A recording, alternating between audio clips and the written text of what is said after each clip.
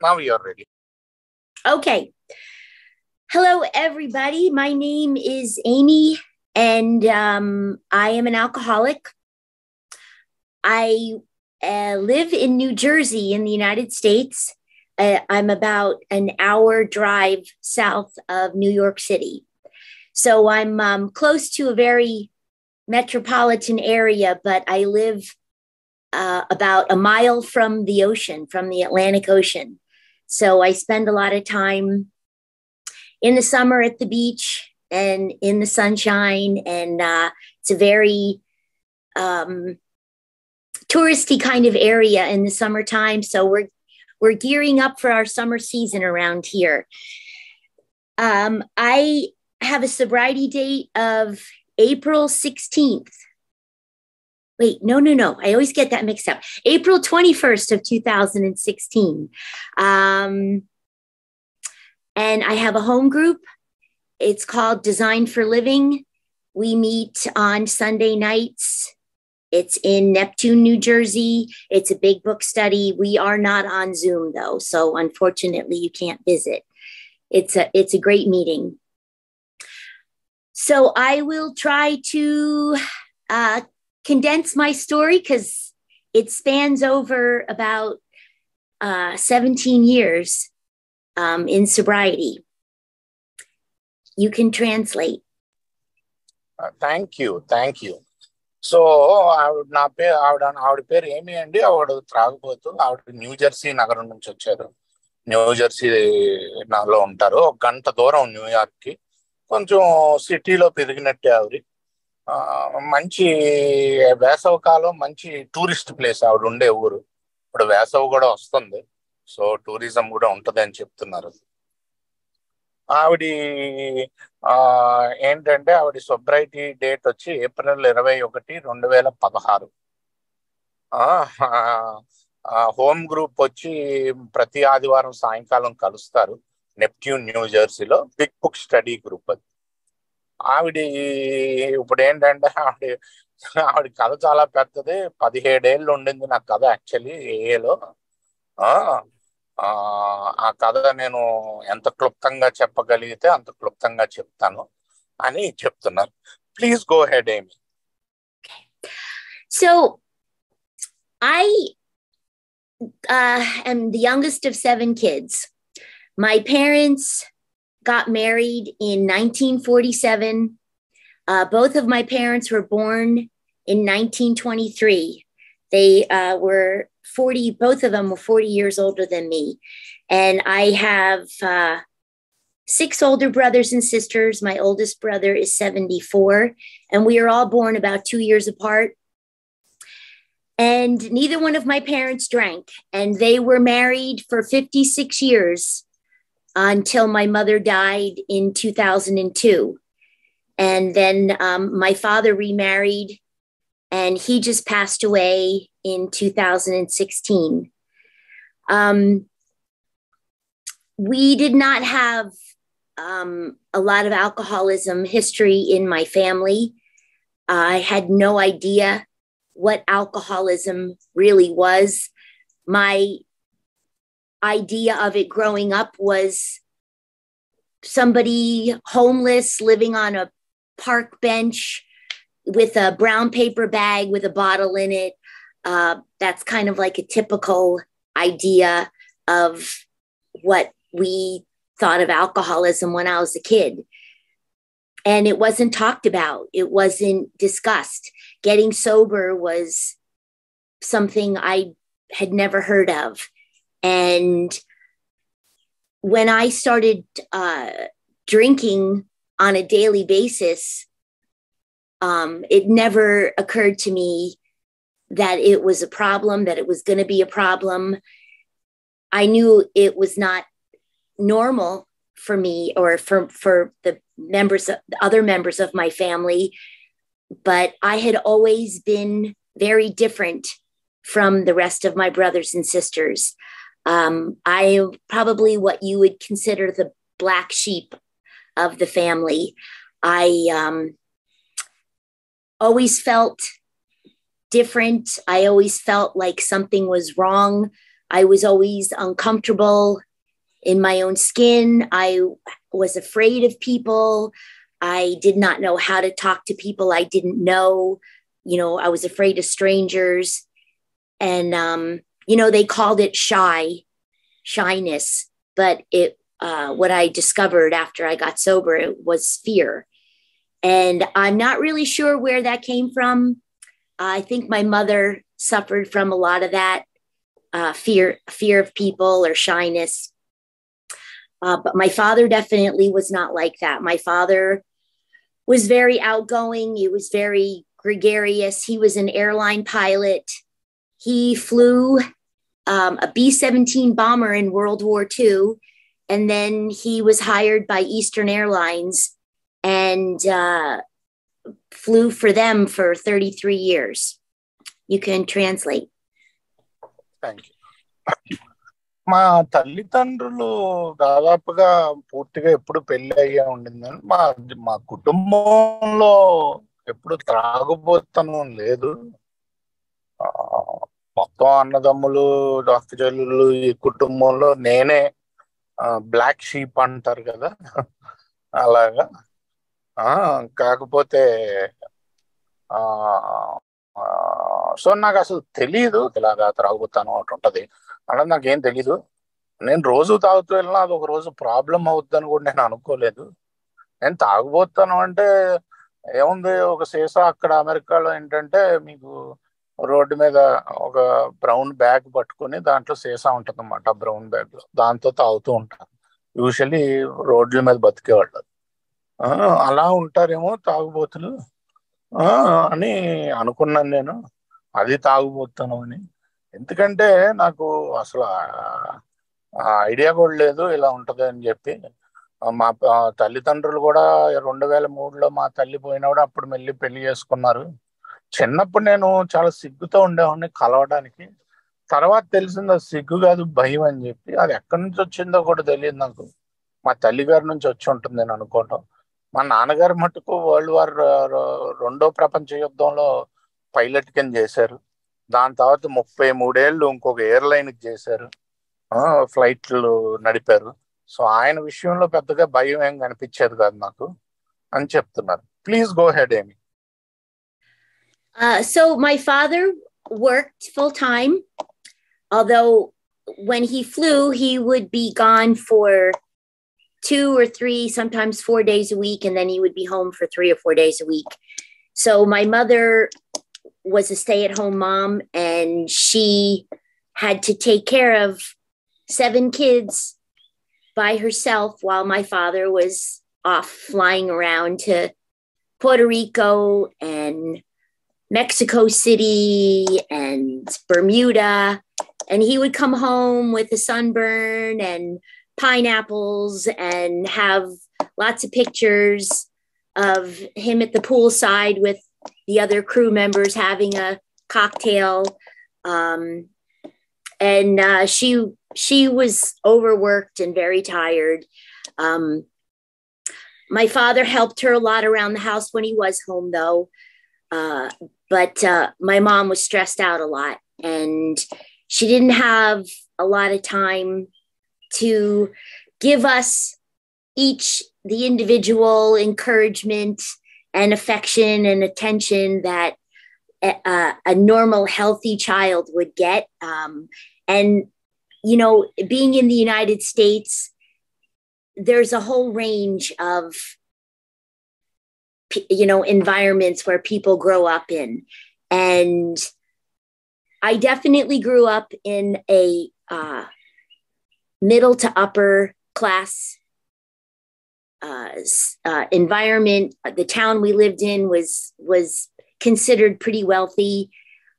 I did not feel that, we had a lot of money because I wore hand-me-down clothes from my brothers and sisters, or mostly from my sisters. But we had 7 kids, and my father, took care of all of us, and we always had food on the table, and we always had shoes on our feet. But we were not one of the wealthier people in town. But overall, I had a lot of fun in my childhood. I had a lot of friends. It was a small town. Everybody knew everybody. And my mother was Catholic and my father was an atheist. And when you marry a Catholic, according to the Catholic Church, the other member who isn't Catholic should promise the Catholic one that they were allowed to raise the kids Catholic. So we went to church every Sunday, and my father would stay at home if he was home from work. So I went to church every Sunday. I did not enjoy going to church. I was bored there. I was pretty much bored in most every area of my life. I was always restless, irritable, and discontent. If I was inside, I wanted to be outside. If I was upstairs, I wanted to be downstairs. If I was with friends, I wanted to be alone. If I was alone, I wanted to be with friends. Nothing about my present situation ever made me happy. So the feeling of being uncomfortable goes way back. You can translate. Thank you. So ఏంటంటే ఇక్కడ ఈవిడి మొత్తం వీళ్ళ father mother మొత్తం ఏడుగురు అక్క చెల్లెళ్ళు అన్నదమ్ములు కలిపి. మదర్ ఒక్క ఆవిడే. ఫాదర్ ఏమో వారానికి 3 రోజులు ఏదో ఒక ఊరెళ్ళి వచ్చేవారు. బర్ముడా లేకపోతే అక్కడే వేరే వేరే ఊర్లు వెళ్ళి ఫ్లైట్ మరి అదే పైలట్ కదా ఆయన. సో వేరే ఊర్లు వెళ్ళి వచ్చేవారు. మదర్ ఏమో 7 పిల్లల్ని కూర్చొని చూసేది. చాలా కష్టపడేది ఆవిడ 7 పిల్లలు చూడడానికి. ఫాదర్ వచ్చినప్పుడేమో మంచి సన్ ట్యాన్ తో వచ్చి మంచి బీచ్లకి వెళ్ళి వచ్చి అక్కడ స్విమ్మింగ్ పూల్లో మంచి కాక్టైల్ మిగతా క్రూతో తాగుతున్నట్టు ఫోటోలు బోల్డ్ తెచ్చేవారు. పైనాపిల్స్ అవి తెచ్చేవారు. ఆయన వచ్చినప్పుడు సహాయం చేసేవాడు మదర్కి ఇంట్లో. కాకపోతే వాళ్ళ మదర్ని మట్టుకు వాళ్ళ అమ్మగారికి మట్టుకు చాలా పని ఎక్కువ ఉండేది. అంతమంది పిల్లల్ని పంచడం. మేమేం పెద్దగా ఏంటంటే మాకు ఎప్పుడు బట్టలు ఉండేవి, షూస్ ఉండేవి, తిండి ఉండేది తప్ప మేమేం పెద్దగా ఉన్నతమైన కుటుంబం అని చెప్పలేము. ఐ మీన్ బాగా ఉన్న కుటుంబం అని చెప్పలేము. సో అది కూడా ఏంటంటే చిన్న టౌను, అందరూ ఫ్రెండ్స్ ఉండేవారు చిన్నప్పుడు నాకు. మా ఏంటంటే మా అమ్మగారేమో క్యాథలిక్ మతంకు చెందినవారు. మా నాన్నగారేమో దేవుణ్ణి నమ్మరు. సో అలాంటప్పుడు పెళ్లి చేసుకున్నప్పుడు పిల్లల్ని చర్చికి తీసుకెళ్లాలని నాన్నగారు పెళ్లికి ముందు వాగ్దానం చేయాలి. అలాంటి క్యాథలిక్ మతం ప్రకారం సరే అని చెప్పి వీళ్ళ పిల్లల్ని మట్టుకు చర్చికి తీసుకెళ్తే నాన్నగారు ఇంట్లోనే ఉండేవారు. సో వీళ్ళ అమ్మగారు ఇంత బిజీగా ఉండటంతో ఒక్కొక్కరికి ప్రతి పిల్లకి ప్రతి సంతానానికి కూడా అంత టైం ఇవ్వలేకపోయేవారు, ప్రత్యేక టైం. ఈవిడ మటుకు చెన్నూరు కాబట్టి బోల్డ్ మంది ఫ్రెండ్స్ ఉండేవారు. అయితే ఎప్పుడు కూడా ఈవిడికి అసహనం, చికాకు, అసంతృప్తి ఉండేదండి. ఎందుకంటే పైన ఉంటే కింద ఉండాలని, లోపల ఉంటే బయట ఉండాలని, ఫ్రెండ్స్ తో ఉంటే ఒక్కదాన్నే ఉండాలని, ఒక్కదాన్నే ఉంటే ఫ్రెండ్స్ తో ఉండాలని ఇలా అనిపిస్తూ ఉండేది ఆవిడకి. ఎప్పుడు చిన్నప్పుడే ఆవిడకి ఆ పరిస్థితి ఉండేది. ప్లీజ్ గో హెడ్ అండి. So the reason that I wanted to mention about my parents' religion or my father's lack of religion is because even though I went to church every Sunday, around the holy days, I would go to church, Christmas, Easter, all of I had this, the sacraments, the baptism, the confirmation. I saw my father having a lot more fun and enjoying his life a lot more than I saw my mother enjoying her life. She, basically forced us to go to church, and I didn't want to be there. And I saw my father. I wanted to stay at home on Sundays when my father was home because his company was a lot more interesting and fun. Um, and that would carry me through. My feelings about religion and God would carry me through for a long, long time, or they would stay with me. But I knew that my mother's faith was very deep. I knew that she believed in God, and I guess to me she was very much a quiet. She carried her faith very quietly, but very deeply. And that was very significant later on. So all of my brothers and sisters went to college. And I did not want to go to college when it came time for me to go. That was what my father wanted us to do. He was going to pay for our education. And I tried a couple of times to go, and I just was so unhappy that I dropped out. High school, the 4 years before we would start college, they were a lot of fun. I did not drink alcoholically, but I did drink. I drank on the weekends. The kids in school, the people that partied, we would always go to parties on the weekends.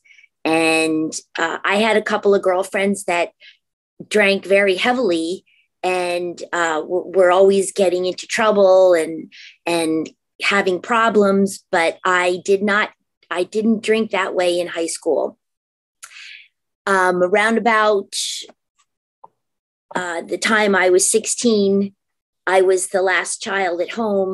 My parents decided to move to Florida. My mother did not like the cold weather up here in New Jersey anymore.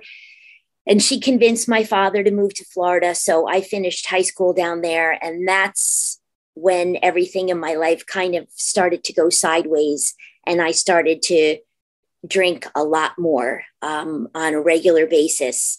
And I ended up in the restaurant business after trying to go to college.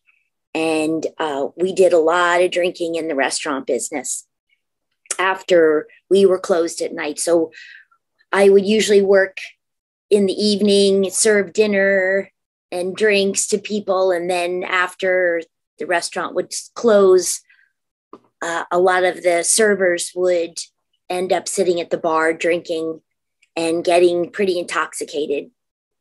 You can translate. Thank you. నేను ఎందుకు చెప్పానంటే మా అమ్మగారు నాన్నగారు మతం గురించి, మా అమ్మగారేమో బాగా నమ్మేవారు. నన్ను చర్చికి ప్రతి ఆదివారం తీసుకెళ్లేవారు, ఒక విధంగా ఫోర్స్ చేసేవారు.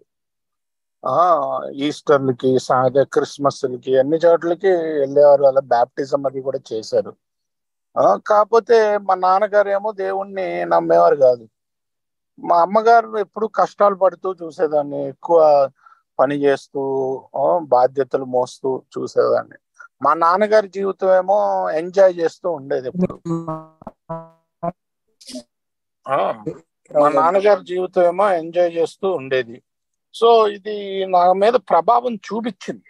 అందుకనే నేను పెద్దగా చర్చికి వెళ్ళడానికి మొగ్గు చూపేదాన్ని కాదు. చిన్నప్పుడు నేనేం పెద్దగా ఏమి తాగలేదు, అంటే హై స్కూల్లో అది ఆల్కహాలిక్ గా తాగలేదు. వీకెండ్స్ అది తాగేదాన్ని. చాలా మంది ఫ్రెండ్స్ అది అయ్యారు. మా అన్నదమ్ములు అక్క చెల్లెళ్ళు అందరూ కాలేజీకి వెళ్ళారు, 7గురిలో 6గురు. నేను ఒక్కదాన్నే నేను వెళ్ళలేదు కాలేజీకి, వాళ్ళందరూ వెళ్ళా. నేను ఫ్లోరిడాకి వెళ్ళి అక్కడ హై స్కూల్ తర్వాత అక్కడ బాగా తాగుడు అలవాటైంది. ఫ్లోరిడా వెళ్ళినప్పుడు నేను దాని తర్వాత ఒక రెస్టారెంట్ బిజినెస్ లోకి వచ్చాను. రెస్టారెంట్ బిజినెస్ లో ఏంటంటే నేను సాయంకాలం పనికి వెళ్ళేదాన్ని. సాయంకాలం పనికి వెళ్ళి వాళ్ళతో పాటు కొంచెం తాగి, దాని తర్వాత అదే గెస్ట్లకి డిన్నర్లు సర్వ్ చేస్తూ కొంచెం తాగి, దాని తర్వాత క్లోజ్ అయిపోయాక రెస్టారెంట్ మేమంతా బార్ దగ్గర అక్కడ పనిచేసే వాళ్ళు అందరూ కూడా తాగేవారు. దాదాపుగా అందరూ కూడా బాగా ఎక్కిపోయేదాకా, బాగా ఇంటాక్సికేట్ అయిపోయేదాకా తాగేవాడిని. సో అక్కడ నా తాగుడు రోజువారీతనంగా ఎక్కువ తాగటం మొదలైంది. మొదలైంది. ప్లీజ్ గో హెడ్ ఏమి. So the restaurant career lasted for several years. I would work in a restaurant for about a year and I would get bored with it. And then I would want to move on to another restaurant. I moved back to New Jersey. I moved to New York City. I moved back to Florida. I moved to Arizona, where my parents eventually retired out in Arizona. I did a lot of the geographical cures that we call it, moving to different places, hoping things were going to be different, but they never were. My drinking would get bad. I would get involved with people that were, doing other things besides drinking. And everything in my life just seemed to be very temporary and unsuccessful. And just like in Bill's story, drinking started to get progressively worse. And I couldn't see that that was the problem. And it went on like this, pretty much the same thing over and over again. Relationships with guys would last for a couple of years until I would become unhappy and I would want to leave the relationship, but I was too afraid to be by myself. So I would misbehave, to put it mildly, until I was broken up with or asked to move out. And this was the kind of life that I was leading. It was difficult for me to pay my bills. If I needed money, I would call my parents and beg my mother to give me money. And, things were just kind of miserable. I thought I was having fun during the times when I was drinking, but when I wasn't drinking and going to work, I was just kind of, trying to get through the next period of time until I could start drinking again. And it was always a joke with, other people that I drank with heavily with, that we were functioning alcoholics. Again, I still had no idea what alcoholism was. So things were getting progressively worse. And around the time I was 40, I started to feel some physical reactions from alcohol. My lower legs would start to tingle, and not really sure what that was all about. I think it had something to do with the nerve endings in my lower legs, and I was getting a lot of anxiety. The only thing that would put the anxiety at bay was drinking. So when I would wake up in the morning hungover and shaking and, worried about what I had done the night before, fear would set in, anxiety would become physical, and the only thing that would stop it was drinking. And it was about that time that I realized that I had a serious problem, and I started to talk to some people, older people that were not associated with my family, and they gave me the indication that I probably was an alcoholic. And of course, that scared the dickens out of me because I didn't know what I was going to do. And the thought of quitting drinking was out of the question. Everything I did, everywhere I went, everybody that I hung around with, we all drank all the time. And it was something that I just couldn't consider quitting drinking. You can translate. Thank you. So ఇది ఇలాగే ఏంటంటే కొన్ని రోజులు restaurant business లో ఉండి ఒక సంవత్సరం తర్వాత ఇంకో రెస్టారెంట్ కి మూవ్ అయ్యేవారు. అలాగా కొన్ని రోజులు ఫ్లోరిడాలో ఉండి, ఫ్లోరిడా నుంచి మళ్ళీ న్యూ జెర్సీ వచ్చి, న్యూ జెర్సీ నుంచి న్యూయార్క్ వెళ్ళి, అక్కడ నుంచి ఫ్లోరిడా వచ్చి, అక్కడ నుంచి మళ్ళీ యారిజోనా వచ్చి, యారిజోనాలో వాళ్ళ పేరెంట్స్ సెటిల్ అయ్యారు, రిటైర్. ఇలాగా అటు ఇటు కదుపుతాం. మనం అంటాం కదా జియోగ్రఫికల్ క్యూర్ అంటాం. అంటే ఆ ఊరు నుంచి ఈ ఊరు వెళ్తే మాంతానేమో, ఈ ఊరు నుంచి ఆ ఊరు వెళ్తే మాంతానేమో అని వెళ్ళేవారు. కాకపోతే ఏది పనిచేసేది కాదు. అబ్బాయిల విషయానికి వస్తే 2-3 ఏళ్ళు ఉండేది అంతే రిలేషన్. దాని తర్వాత బోర్ కొట్టేది ఈవిడికి. సో వాళ్ళు వదిలించుకునేలాగా ఈవిడి ఏంటంటే, ఈవిడి ప్రవర్తన గొడవ పడే ప్రవర్తనలో ఉండేదన్నమాట. 2-3 ఏళ్ళ తర్వాత వాళ్ళే ఈవిడ్ని వెళ్ళిపోమనేవారు. ఆ, ఇంకేంటంటే మధ్య మధ్యలో తాగుడు పీరియడ్ లేకపోయినా, పొద్దున్న ఉద్యోగానికి వెళ్ళినా సాయంకాలం దాకా బిగబెట్టుకుని కూర్చుని సాయంకాలం వెళ్ళి తాగేవారు. ఆ, సో ఆ రోజుల్లో వీళ్ళ ఫ్రెండ్స్ మధ్యలో జోక్ గా అనుకునేవారు అనమాట, మనం అందరం ఫంక్షనింగ్ ఆల్కహాలిక్స్, అంటే పని చేసే తాగుబోతులం. పని చేస్తాం కదా, తాగుతాం సాయంకాలం. అది అసలు తాగుబోతాను అంటే ఏంటో కూడా నాకు తెలియదు అప్పటికి అనేవారు కానీ మా ఫ్రెండ్స్. కాకపోతే 40 ఏళ్ళు వయసు వచ్చేసరికి కొంచెం ప్రభావం చూపటం మొదలు పెట్టింది. ఆ, కాళ్ళ కాళ్ళ తిమ్మిరెక్కటం, ఆ, చేతులు వణకటం ఇలాంటివి అవేసరికి ఈవిడికి కొంచెం ఏంటంటే ఆందోళన చెందారు, ఏదో ఉంది అని చెప్పి. వీళ్ళ కుటుంబం కాకుండా కొంతమంది పెద్దవారు తెలుసుంటే వాళ్ళతో చెప్తే ఇది ప్రాబబ్లీ తాగుబోతానేమో అని చెప్పటం జరిగింది ఈవిడికి. కాకపోతే ఈవిడికి ఏంటో తెలియదు, తాగుబోతాను అంటే ఏంటో తెలియదు, ఎక్కడికి వెళ్ళి ఇప్పుడు చికిత్స తీసుకోవాలో తెలియదు. ప్లీజ్ గో హెడ్ ఏమి. Okay. So, this was about a year before things got really bad. I do want to mention that we have, I'm sure you know what it is, but we have what's called a charge for drinking and driving.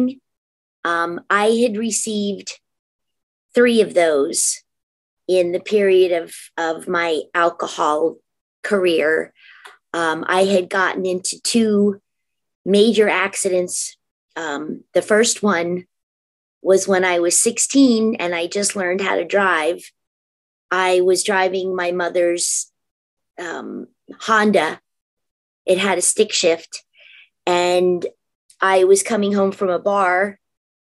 This is down in Florida, in a complete blackout. And I stalled the car after I pulled out onto a major road, and an 18-wheeler truck hit me. And I don't remember any of it. And I walked away from that with a couple of scratches. And I'm trying to bring back into the my talk here. The topic is the miracles on my journey. That to me was probably the first major miracle that I didn't know at the time how amazing and incredible that was. 2 years later, I rolled another car on the way home from a bar. I was going too fast around a curved road, and the car slid on some sand and hit the curb and rolled over. And I walked away from that too without a scratch. I drove drunk probably, I would say, an average of 340 days a year for 20 years. And I only got 3 DWIs. I only got pulled over 3 times. I never got into any other accidents besides those 2. I never killed anybody. I never hurt anybody. And I can't emphasize the gratitude that I have that I don't have to live with something like that, because I know some people that do have to live with things like that. And I don't know whether I would have been able to stay sober if I had to live through that. But God's miracles are and are endless. So who knows? I just know my journey. Anyway, so right about the time I was about 41 years old, I had a couple of other things happen that made me realize that I could not continue on the way that I was. And I was starting to get very worried about my ability to, I couldn't stop drinking. I couldn't live with it. I couldn't go grocery food shopping without drinking first. I couldn't do anything without drinking. And I knew then that something was seriously wrong. I'm going to back up again a little bit. Like I said, I was in the restaurant business. I was not happy, but at this point, I had no other ability to make money. And so I was kind of stuck there.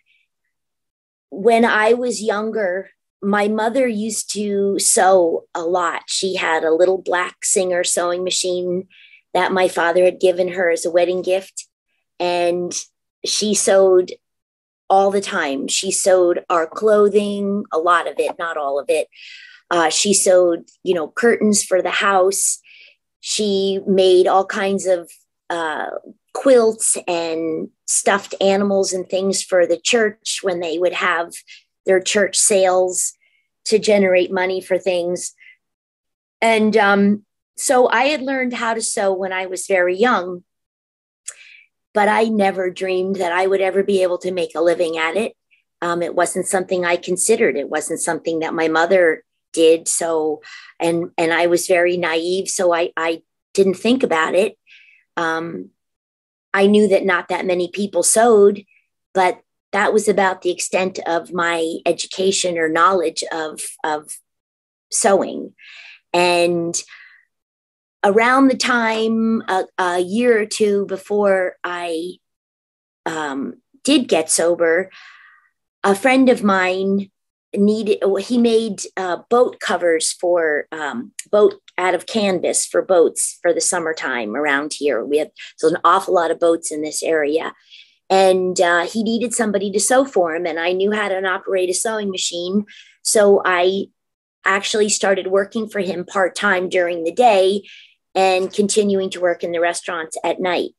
And at one point, he was the best friend of a guy that I was dating, and they had gotten into a fight. And I somehow managed to get fired in the middle of all that. I didn't really do anything. I think it was just a consequence of the argument that they had.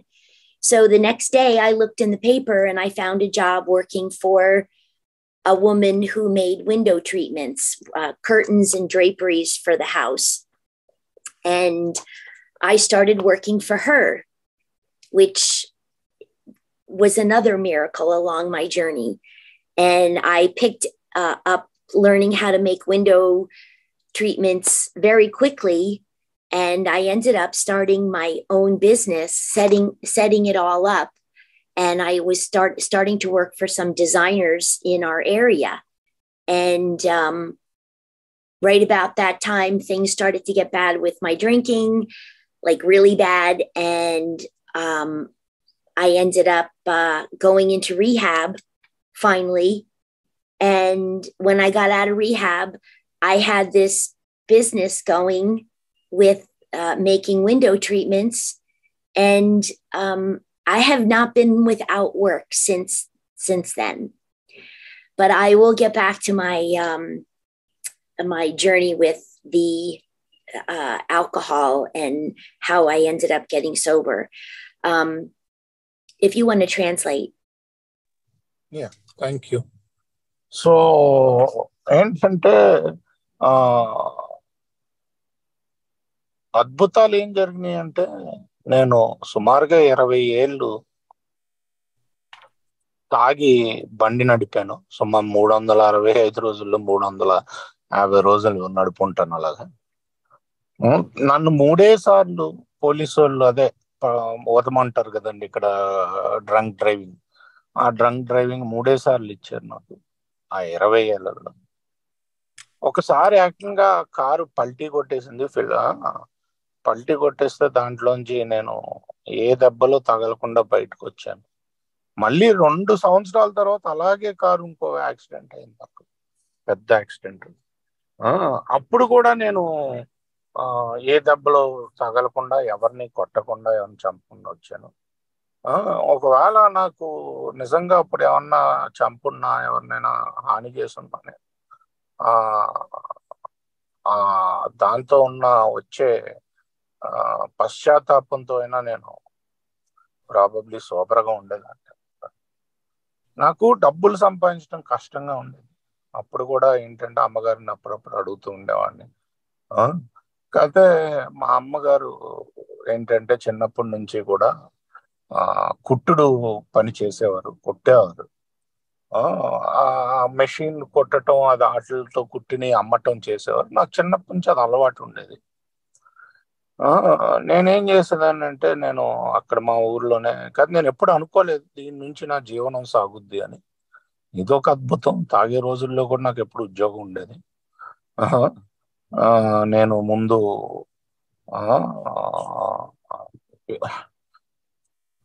వీళ్ళతోటి అదే ఒక బోట్లకి కవర్లా కుట్టేదాన్ని. మంచి డబ్బులు వచ్చేవి. సాయంకాలం restaurant లో పనిచేసేదాన్ని. కాకపోతే నేను అప్పుడు డేట్ చేసే బాయ్ ఫ్రెండ్ ఆయన నాకు ఎవరైతే పని ఇచ్చారో కొట్టుకున్నారు. దాంట్లో మధ్యలో నాకు పని పోయింది. కాకపోతే ఇమీడియట్ గా ఇంకో పని దొరికింది. అలాగే ఫ్యాషన్ స్టోర్స్ లో అది నేను కొట్టడం అవన్నీ చేసేదాన్ని. ఇంకా వేరే వేరే పనులు నేర్చుకున్నాను నేను. నా సొంత బిజినెస్ పెట్టాను. కాకపోతే ఇప్పటికి తాగుడు విపరీతం అయిపోయింది. రీహాబ్కి వెళ్ళాల్సి వచ్చింది ఫైనల్ గా.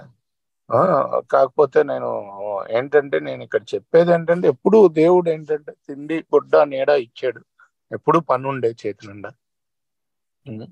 అని. అది కూడా ఒక అద్భుతమే. అయితే నేను ఎక్కడ ఉండేదాన్ని అని చెప్తున్నా. Please go ahead. Okay. So right about the time before I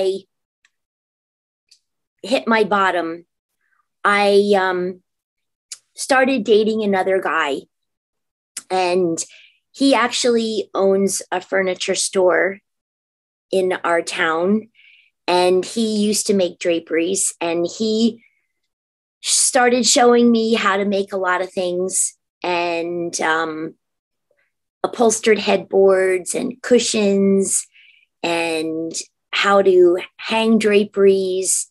And he shared a lot of his knowledge about his business with me before he actually opened a furniture store. And so I picked up a lot of information from him that has helped me tremendously over the last few years. In any case, I told him, and we used to drink a lot together at night, and I told him that I could not keep doing what I was doing because I didn't feel good physically, and I didn't think I was going to be able to continue drinking the way that I was. So he actually helped me find a rehab to get into, and I was able to get a 50% scholarship, but he paid for the other half of my stay at the rehab, which was unbelievably kind and generous of him. And he also continued to pay my bills for a couple of more months after I got out of rehab before I started to get my business back together. There were some other legal matters that came about from drinking and driving. And all I can say is that God put certain people in my life, one attorney in specific, that was able to keep me from going to jail. I don't know how I would have survived that. I was trying desperately to keep all of this information that was going on away from my parents, which was relatively easy, being that they were in Arizona and I was here in New Jersey. But if I had gone to jail, my father would have found out about it and it would have destroyed him. he had become very important to me after my mother passed away. And I couldn't see how he would survive it if he found out about all of the things that was happening to me. So in 2002, my mother passed away. She had been sick for about 6 years. And as I had said to you, my connection, well, my mother's religion and her spirituality, her relationship with God had become a staple in my life. It become a foundation that I somehow managed to find out that I really believed in God, but it was through her that I did. And when she passed away in 2002, I think I started to really come undone. Like I felt untethered. And I think that was part of, how I managed to end up hitting my bottom, because now I had nothing stable in my life that connected me to God. And so I ended up going into rehab, and I remember walking in, and I somehow had a feeling that everything was going to be okay. I don't know why. I can look back now and know I can look back now and realize that God's plan was just unfolding in front of me, and I had never had really anything to do with it. I believe that he has been watching over me my entire life, connecting, the dots, putting people in my life when I was ready to accept him. And he came up with this job and this career for me that I could have never come up with.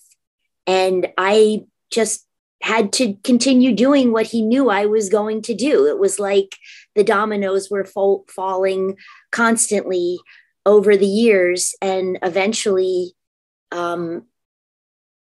they ended up taking me to a place where I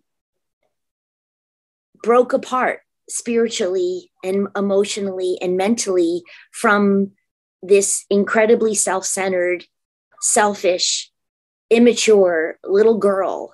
And I woke up in rehab, feeling like everything in my past meant was an entire lifetime, but it was like that lifetime was gone. And I had kind of broken out and started to live a new life. I no longer wanted to drink anymore. The obsession was removed, and it was replaced with the knowledge that I could rely on God to direct my life. And making decisions was always such a difficult thing for me. I always based my decisions on how it was going to make me feel better. And my decisions were always selfish and self-centered, and they always ended up making me feel worse and making everything in my life worse. I really had very little success at all in the first part of my life. And then when I accepted God and became aware that he was actually a real thing, at least to me, I could start to rely on him and think about what he would want me to do and how he would want me to be. And then my decisions could be based on that. And he has not let me down. Let me translate. Yeah. Thank you. So ఇప్పుడు ఏంటంటే ఈవిడి partner ఉంటే ఆయన రీహాబ్కి actually సగం డబ్బులు కట్టి 2 నెలలు కూడా ఖర్చులకి కట్టి దాని తర్వాత అక్కడ బిజినెస్ నడుస్తుంది. రీహాబ్కి వెళ్ళే ముందు చాలా దానికి కూడా కృతజ్ఞతలు చెప్తుంది. అలాగా నాకు దేవుడు ఇలా చూస్తూ ఉన్నాడు, ఎప్పటి నుంచో చూస్తున్నాడు నన్ను. సో ఇది నాకు వచ్చిన ఆధ్యాత్మికత అంతా మా అమ్మగారి ద్వారానే. 2002 దాకా ఒక 6 ఏళ్ళు సఫర్ అయ్యి ఆవిడ పోయారు. 2002 అప్పుడు నిజంగా చెప్పాలంటే అప్పుడే నేను రాక్ బాటమ్ కొట్టానేమో. అప్పుడు బాగా డిస్టర్బ్ అయ్యాను నేను. కాకపోతే దేవుడు పరిచయం అయిందే ఆవిడ ద్వారా నాకు. ఆ, ఆ, దాని తర్వాత ఏంటంటే చాలా ఆ, ఆ, ఏంటంటే చాలా ఎమోషనల్ గా, ఆధ్యాత్మికంగా కూడా, మానసికంగా ఆధ్యాత్మికంగా బాగా దెబ్బతిన్నాను నేను. సో ఇది ఇలా సాగుతున్నప్పుడు ఆ ఆ, ఏంటంటే అప్పుడు నాకు నిజంగా దేవుడు పరిచయం అయ్యాడు. ఎప్పుడు చూస్తూనే ఉన్నాడు. అసలు నేను ఎలా డబ్బులు సంపాదించి అసలు ఎలా సెటిల్ అవుతానో తెలీదు. ఆ రెస్టారెంట్ లో, బిజినెస్ లో పనిచేసేదాన్ని అంతే. ఆ అలాంటిది నాకు కుట్టు నుంచి చిన్నప్పుడు నేర్పించిన విద్య నుంచి, అక్కడి నుంచి ఇంకో విద్య నేర్చుకోవటం, అక్కడి నుంచి బిజినెస్ పెట్టుకోవటం, అలాగే మంచి పార్ట్నర్ దొరకటం, ఆ అలాగే ఈ కారుల నుంచి, యాక్సిడెంట్ నుంచి నన్ను కాపాడటం, ఇలాగ నన్ను ఎప్పుడు చూసుకుంటూనే ఉన్నాడు దేవుడు. అందుకనే నాకు దేవుణ్ణి నమ్మటం సులువైంది, చాలా సులువైంది. ఆ ఈ అద్భుతాలు నాకు జరుగుతూనే ఉన్నాయి. ఆ నాకు ఇన్ని రోజులు ఏంటంటే మా తల్లిదండ్రుల నుంచి దూరంగా పెట్టాలి అని చెప్పి ఒక మంచి లాయర్ దొరికాడు. నాకు ఇలాగా డ్రంక్ డ్రైవింగ్ లో ఉన్నాయని చెప్పి. ఎందుకంటే అప్పటికే మా అమ్మగారు పోయారు, మా నాన్నగారి మీద చాలా ఆధారపడటం మొదలు పెట్టాను. ఆ ఆయనకి ఒకవేళ నేను జైలుకి వెళ్తే ఆయన తట్టుకుని ఉండేవాడు కాదు. అక్కడ దాని నుంచి కాపాడాడు. ఎందుకంటే ఒక మంచి లాయర్ దొరికాడు, ఈ కేసుల నుంచి బయటపడ్డాను.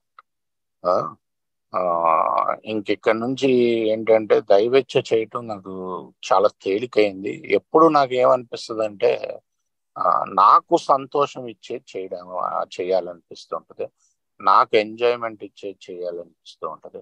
కాకపోతే మొదటిసారి నాకు ఏమనిపించింది అంటే ఆ ఈ అలా కాదు, దేవుడికి ఏది ఇష్టమో అది చెయ్యాలి అన్న భావనకి, ఆ నిర్ణయానికి రావటం నాకు తేలికైంది అని చెప్తున్నారు. Please go head.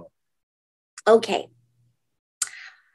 So I did not do the steps while I was in rehab, although we were given lots of information about it. We were given the book Alcoholics Anonymous, and I really wanted to do the steps, but we were encouraged to get a sponsor first. So I spent 31 days in this rehab. And again, this is in 2005. And I got out of rehab and I got a sponsor and I started to go through the steps. And I just became a different person. I had such a wonderful experience, feeling like I was on a pink cloud for a long time. I had to change all of my friends. And for a long time, I didn't really have many friends, but I started to make new friends in Alcoholics Anonymous. And I remember going for walks in the winter time. I remember very specifically walking around our neighborhood, and it had been snowing, and I was very much alone, a very, really no friends, true friends to speak of at that point, because I hadn't spoken to anybody that I'd known when I was younger for a very long time. And I hadn't really made a whole lot of new friends yet. But I remember looking up at the sky and knowing that I wasn't alone, feeling like God was with me and everything was going to be okay. And that feeling lasted for a very long time. I switched sponsors a couple of times and went through the steps a couple more times. I joined a specific home group, this home group that I'm a part of now. And things changed around a lot. And I tried sponsoring women, and a lot of the women that I tried to sponsor would get to a certain point, their third step or fourth step, and then they would disappear. And I started to think that I was not going to be able to sponsor people.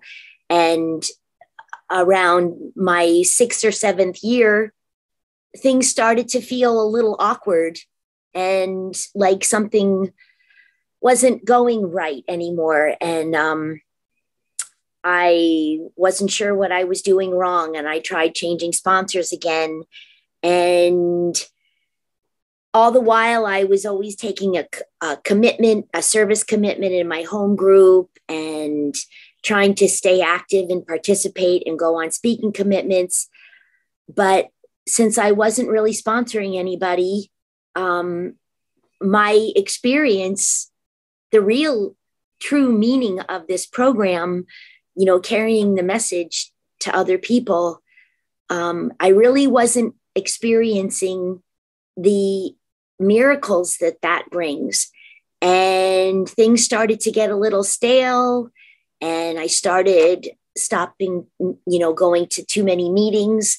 And 4 months after I celebrated 10 years of sobriety, I went to a Bruce Springsteen concert, and I drank 5 beers. And I never believed that I would ever want to drink again.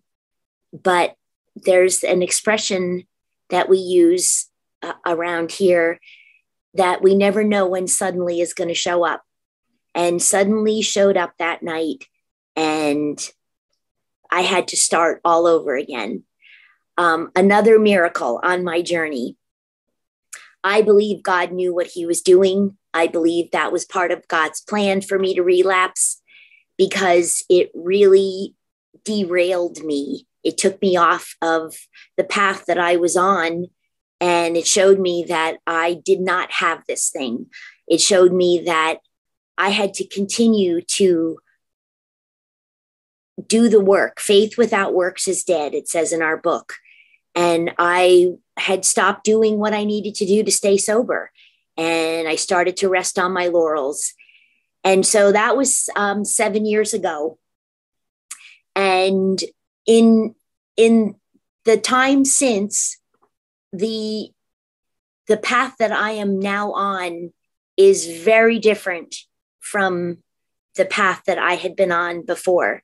It almost feels like my sobriety, my initial 10 years of sobriety was a second life. And now I almost feel like I have been given the gift of a third life. I'm sponsoring women now. I am enjoying a whole different aspect of this program.